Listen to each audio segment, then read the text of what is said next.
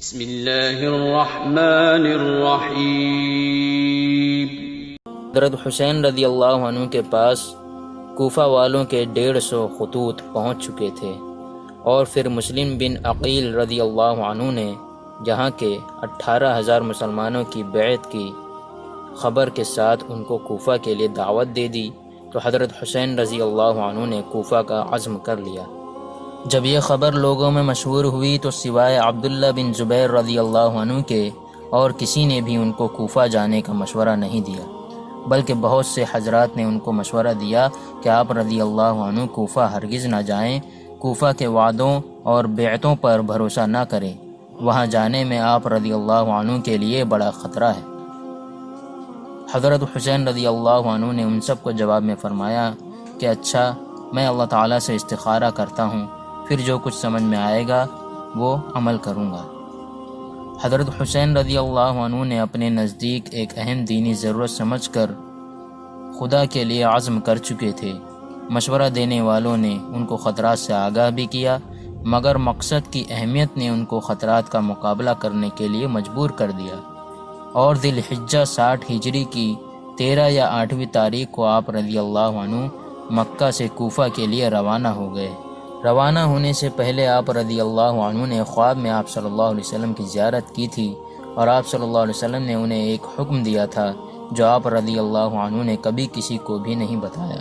کسی ذریعے سے آپ رضی اللہ عنہ کو مقام ثعلبیہ میں پہنچ کر حضرت مسلم ابن عقیل رضی اللہ عنہ کے قتل کی خبر ملی۔ یہ خبر سن کر آپ رضی اللہ عنہ کے بعض ساتھیوں نے بھی ان سے باصرار عرض کیا کہ خدا کے لیے آپ رضی اللہ عنہ اب یہیں سے لوٹ جائیں، کیونکہ کوفہ میں آپ رضی اللہ عنہ کا کوئی ساتھی اور مددگار نہیں۔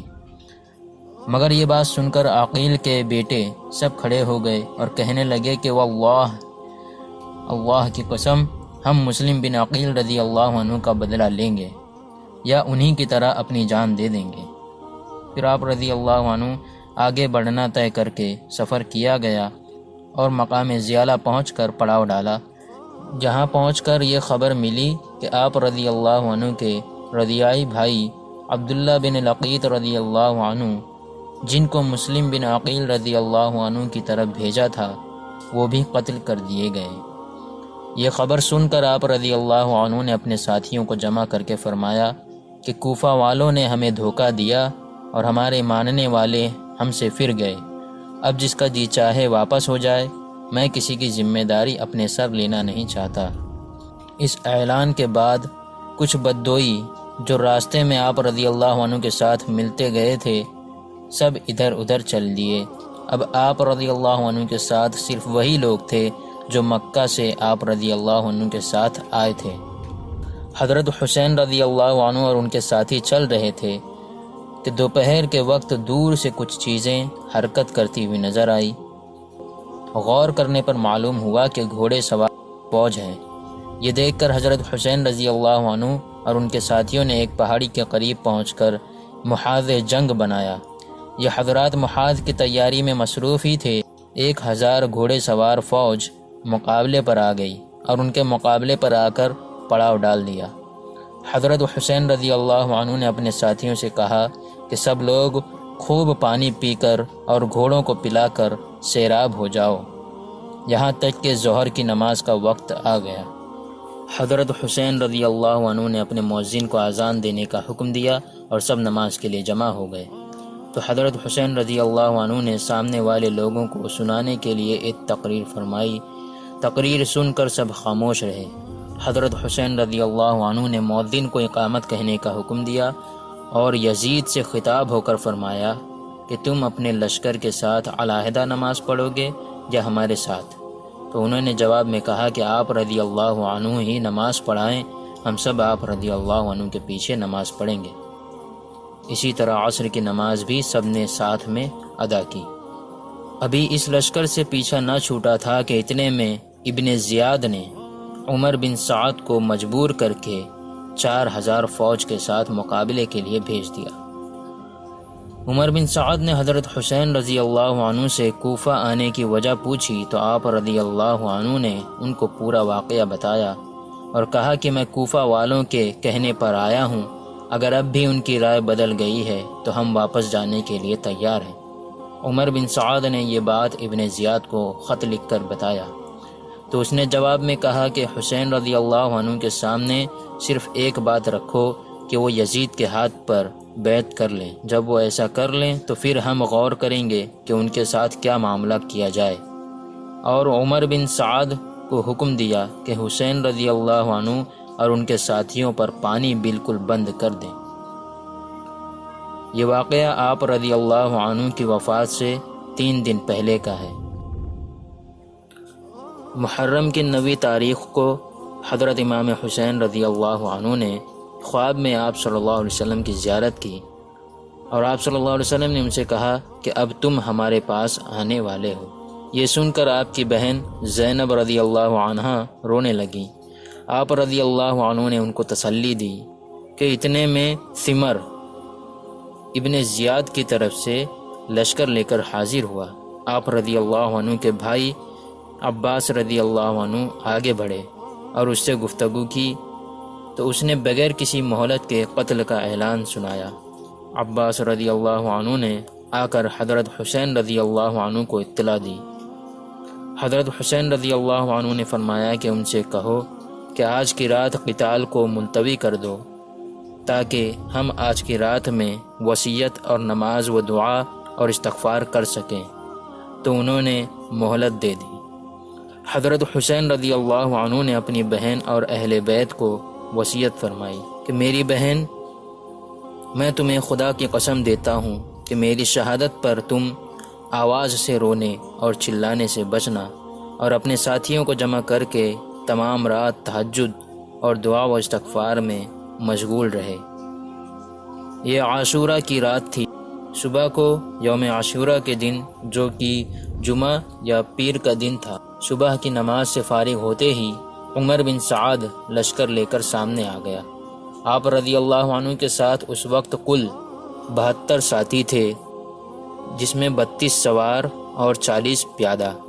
آپ رضی اللہ عنہ نے بھی مقابلے کے لیے اپنے اصحاب کی صف بندی فرمائی۔ حضرت حسین رضی اللہ عنہ گھوڑے پر سوار ہوئے اور آگے بڑھ کر بآواز بلند خطبہ دیا، جس میں وہی الفاظ دہرائے تھے جو حضرت نوح علیہ السلام نے اپنی قوم کو کہے تھے۔ عمر بن سعد نے اپنے لشکر کو 4 حصوں میں تقسیم کیا اور ہر ایک حصے کا ایک امیر بنایا۔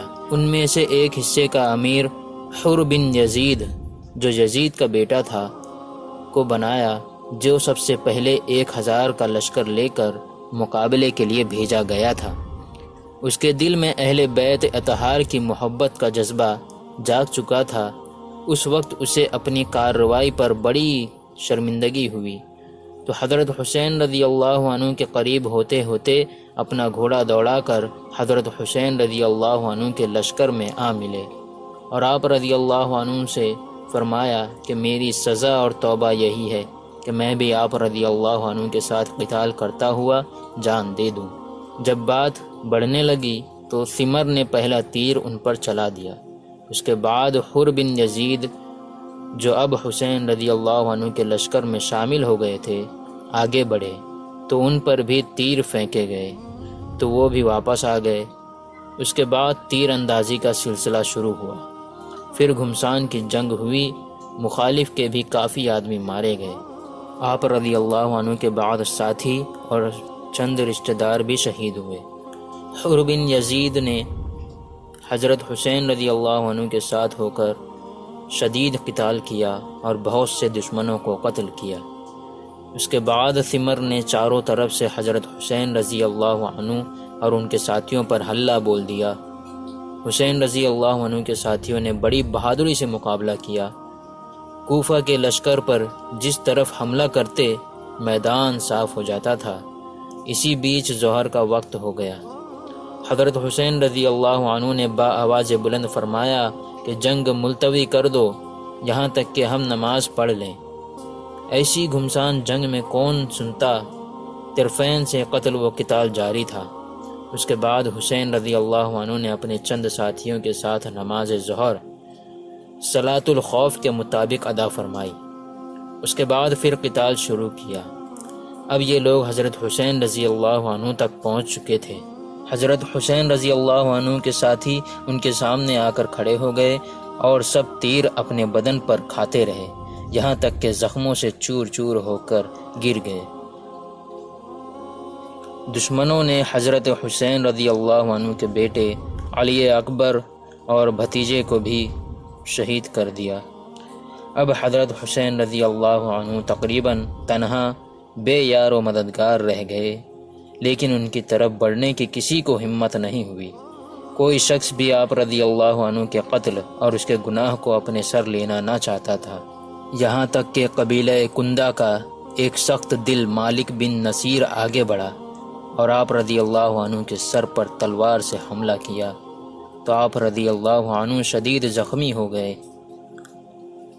آپ رضی اللہ عنہ نے اپنے چھوٹے صاحبزادے عبداللہ رضی اللہ عنہ کو بلایا اور گود میں بٹھا لیا، لیکن بنی اسد کے ایک بدنصیب نے ان کو بھی تیر مار کر ہلاک کر دیا۔ حضرت حسین رضی اللہ عنہ نے اس معصوم بچے کا خون لے کر زمین پر بکھیر دیا اور دعا کی کہ یا اللہ تو ہی ان ظالموں سے ہمارا انتقام لے۔ اس وقت حضرت حسین رضی اللہ عنہ کی پیاس حد کو پہنچ چکی تھی۔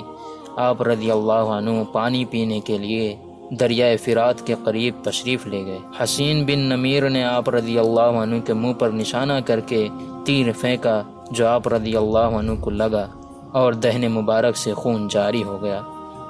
اس کے بعد ثمر 10 آدمی کے ساتھ حضرت حسین رضی اللہ عنہ کی طرف بڑھا۔ حضرت حسین رضی اللہ عنہ شدید پیاس اور اتنے زخموں کے باوجود ان کا دلیرانہ مقابلہ کر رہے تھے، اور جس طرف بھی حضرت حسین رضی اللہ عنہ بڑھتے یہ لوگ وہاں سے بھاگتے نظر آتے تھے۔ ثمر نے جب یہ دیکھا تو اس کو بڑی حیرانی ہوئی اور اس نے سب کو ایک ساتھ حملہ کرنے کا حکم دیا۔ جب سب نے ایک ساتھ نیزوں اور تلواروں سے حملہ کیا اور حضرت حسین رضی اللہ عنہ ان ظالموں کا دلیرانہ مقابلہ کرتے ہوئے شہید ہو گئے۔ انا للہ و انا الیہ راجعون۔